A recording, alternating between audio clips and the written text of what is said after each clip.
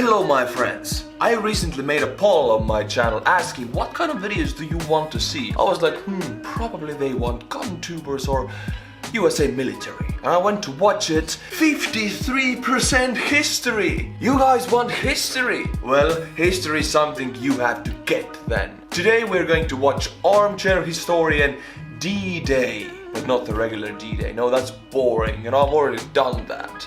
We're going to watch the German perspective. Is he a Nazi sympathizer? No, I mean, we can learn about the enemy perspective just to... It's not a topic. Let's watch the German perspective.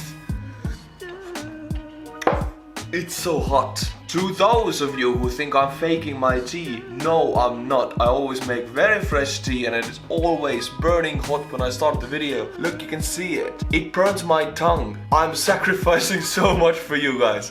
Alright, no advertisements, no patrons in the intro. Let's just jump into the video. The cool intro, let's watch it. It's quite long, but I like it. Armchair Historian has perfect music, I love it. And the style is so cool, we all love it. Alright, I'll shut up now. You're probably already familiar with the iconic Normandy landings. Yes. But chances are you're more familiar with the experiences of those who landed on the beaches as opposed to that of the defenders. And yes. This is fairly understandable. As military historian Robert M. Citino puts it, the D-Day landings have become one of the Allies' great historical epics, whereas for the opposite side, the romance vanishes, leaving the uninspiring spectacle of a once proud military force no longer up to the challenge. True. As one can expect, this leaves any military history enthusiast short on information about the Axis perspective in this battle. To be absolutely clear, our intent is not to sympathize with the Nazi regime. See, he's saying it also. If you want to learn Nazi history nowadays, you have to say, I'm not a Nazi sympathizer. Because some people think you are if you learn the history. I am very interested in the German history of Second World War, the Nazi regime's history. Doesn't mean I'm a Nazi sympathizer, I just like the history. As do you guys, according to the 53% who voted for history on my channel. Here's the proof, 53%. So are you all Nazi sympathizers? No, but we all want to learn about Nazi histories, right? And he has to say it, the Armchair Historian. It's crazy what world we live in. People will really twist your words and take you out of context. Supporters or its ideology. We are simply interested in uncovering the human element of yes. the less talked about side in this near mythological clash. Yes.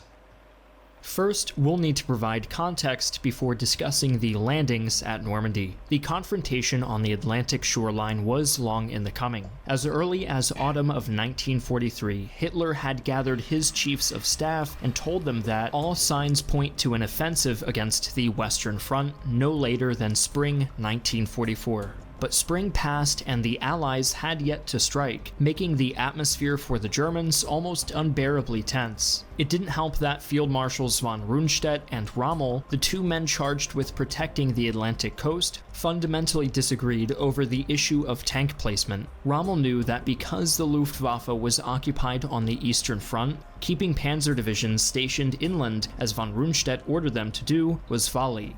The North African campaign taught him that without air superiority, moving tanks across the countryside was a near impossible task. The German...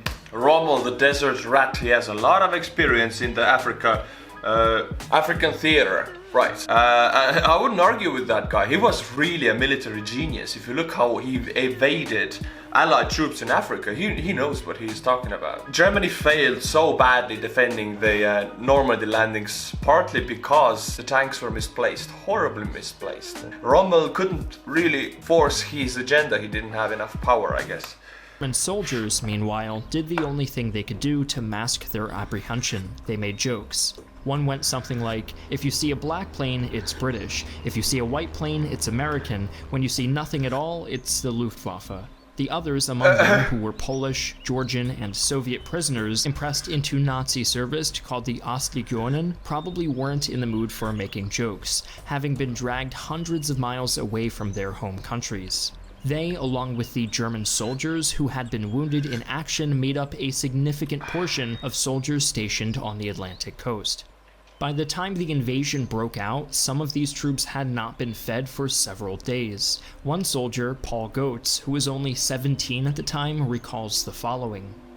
I hadn't had any food or water for 3 days, so around 6 a.m. I walked to a village and begged for milk.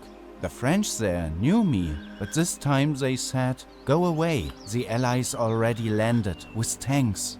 It seems that at this juncture, the French no longer felt the need. So the French villagers knew before the German army, because the French resistance was quite well communicated, and French resistance communicated to the civilians also, that now is the time to pick up arms and fight because the Allies have landed. And they knew before the military. How crazy is that? To be as friendly to their occupiers. To make matters worse for the German side, they lacked not only food and supplies, but directive in the immediate lead-up to D-Day. Having been convinced that the Allies wouldn't dare cross the Channel in June because of poor weather conditions, Rommel had gone home to celebrate his wife's birthday and to subsequently meet with Hitler. Oh, no. Von Rundstedt opted not to disturb Rommel because of his mistaken belief that the paratrooper landings, which took place on June 5th, a day before the naval invasion, were a ploy to distract the Germans from the real Allied target, Calais. So there's an invasion, D-Day, the biggest invasion of Western powers of 2 million men, and the opposing force is like, I'm not gonna disturb Hitler and Rommel, it's probably nothing. It's the biggest operation ever to take place in military history. Funny how that goes. By the time Rommel arrived on the evening of June 6th, it was too late. All 5 of the landing sites the Allies selected were secured. Operation Fortitude, the Allied deception strategy, had done its work. Now that we understand the lead-up to this momentous event, let's take a look at the Normandy landings through the German soldiers' perspective. The location we'll be evaluating in this video is codenamed Utah Beach. It is one of the 5 landing sites that the Allies chose for their invasion. In the months preceding the landing, the soldiers stationed there had been busy at work, erecting gun emplacements and setting up stakes, tripods, barbed wire, and landmines. Streams had been dammed and the floodgates of the Douve were open to flood the land behind the beach as another deterrent. Such obstacles would not have been present in Normandy if Erwin Rommel hadn't learned from Axis mistakes at the Allied landings at Salerno, Italy. I'm telling you, all of the successes Germany had at D-Day were because of Rommel's experience, nobody else. I think other generals back then were already disillusioned, and Hitler was not a good of a strategist at all. I think Rommel would have had that. How do I speak English? Rommel should have led the entire army. He knew what he was doing. Hitler didn't, and Hitler called a lot of shots that were mistakes, big mistakes. My friends, the time have come. I moved the Patreon part from the intro because you guys didn't like that long of an intros, and I'm trying to listen to your advice on the videos. I moved it here. Now it's here. It's time to thank the Patreons. As usual, we have 3 more Patreons, and I'm happy right now because I can live my YouTuber life, do this as a job. That is thanks to the Patreons. We have Magnetar. Oh, sounds like supervillain. Magnetar. Magneto. Thank you, Magnetar, for becoming a Patreon. Secondly, we have Benjamin Oaks. Oakes. Yeah, Oaks. Like the trees. Benjamin Willows, Benjamin Oaks. Thank you, Mr. Oaks, for becoming a Patreon. Finally, we have Ian Hipkins. Thank you for supporting the channel. If you like my videos, you like my style, consider becoming a Patreon. The link is in the description below. Thank you, my friends. In 1943. How many times must the German soldier have laid awake at night, questioning themselves, would it all be enough? It was on a night like this, around midnight, that over 2,000 Allied bombers began wreaking havoc on the coast. The effectiveness of the bombers couldn't have bombed the coast if the Luftwaffe was not busy in the Eastern Front, because Luftwaffe was a very good air force, one of the best in the world at that time. But they were all busy in the Eastern Front, so the bombers could just go and bomb whatever they wanted. The bombing raid on the night of June 5th is disputable, but unlike bombing raids of the past, there was further escalation. Paratroopers also started landing in the vicinity. Skirmishes between the paratroopers and the defenders continued until the sun came up, but by that point, it became clear that the paratroopers had not come alone. A wall of ships was slowly coming into view on the horizon, and a naval bombardment commenced. Paul Goetz, the same soldier we referred to earlier, said this of the scene.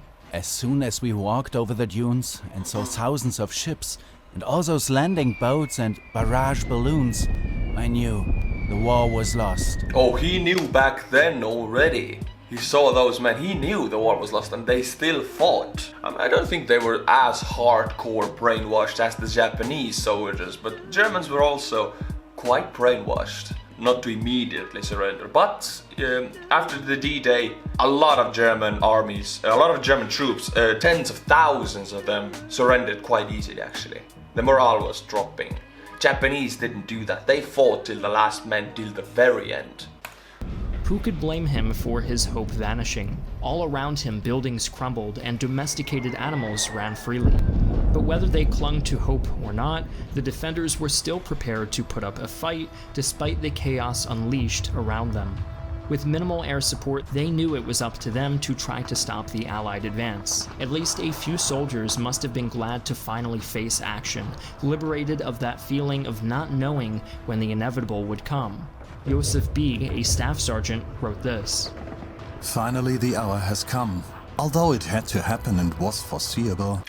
Always when I listen to these, Voices of History is a channel that actually reads people's diaries from the Napoleonic War, from the Second World War and First World War. These privates, these soldiers and sergeants, they write so poetically. I don't write, I write like a little kid. And they were in the front lines writing, "It was all foreseeable. For the future, I must stay here and fight." It's like Shakespeare. These are just soldiers. How do they do that? Have they learned to write like that? Very beautiful.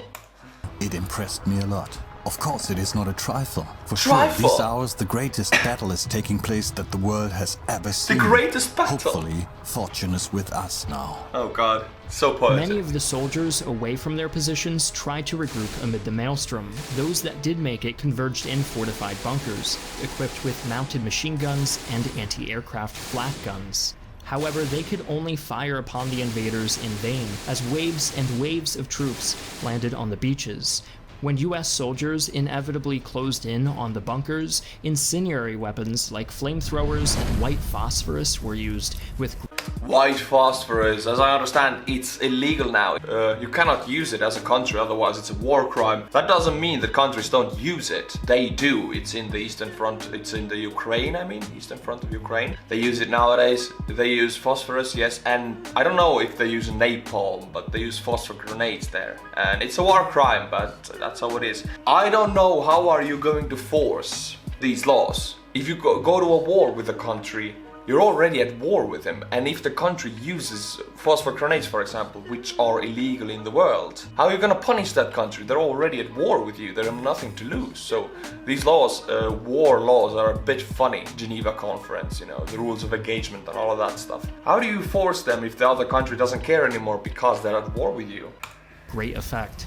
Arms experts at globalsecurity.org write, "These weapons are particularly nasty because white phosphorus continues to burn until it disappears. If service members are hit by pieces of white phosphorus, it could burn right down to the bone." That's why it's forbidden all over the world. Just on Normandy, 5 American Medal of Honors were given in part to the usage of white phosphorus grenades. By the end of the morning on June 6th, most of the resistance points in all of the beaches had fallen to the Allies, allowing their armored divisions to support the infantry's inland advance. Much like at Utah Beach, German forces at Sword Beach had to contend with paratroopers who had dropped behind their lines and captured critical points. Helmut Römer, a German soldier captured after hiding for 36 hours, wrote, "We were exhausted, and we decided to hand ourselves over to the British. It's a party. If you have a choice to hand yourself over to the British, the French, or the Americans, or the Soviet army, you knew what was coming. If you went to the Soviet army, you will die. Most of the German prisoners died in the Soviet labor camps. My great-grandfather died there.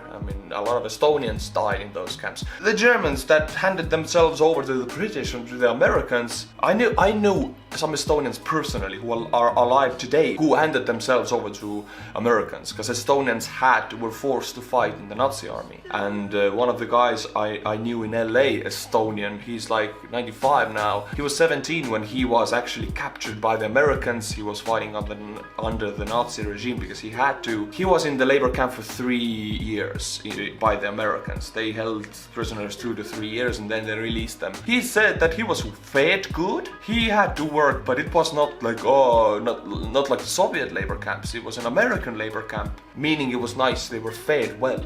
They were not beaten. They didn't starve. So handing themselves over to the British and Americans, I think that's a party.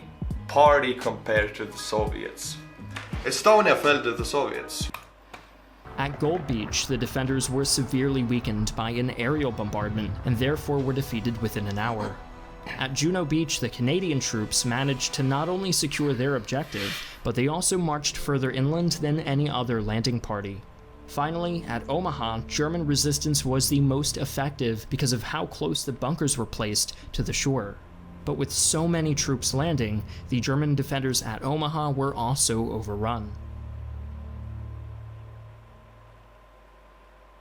My friends, this was the D-Day German perspective from one beach at least. I really like watching these videos. Second World War is one of my favorite topics, especially the Eastern Front actually, because that is very much connected to the Estonian history of my family. My grandfather was deported. My great-grandfather was worked to death in the Russian Soviet labor camp. Vorkuta was the name. He was a really big dude, and the big men died first because there was no food. These Germans fell to the Western armies. That means they probably survived the war because they were not killed if they were just infantrymen. That's the different story in the Soviets though. They killed everybody. They just starved everybody, killed everybody, did what they want. My friends, I hope you like these videos. Put your suggestions in the comments. I will read them for sure. Thank you for watching. And as always, until my next video, stay cool and bye bye.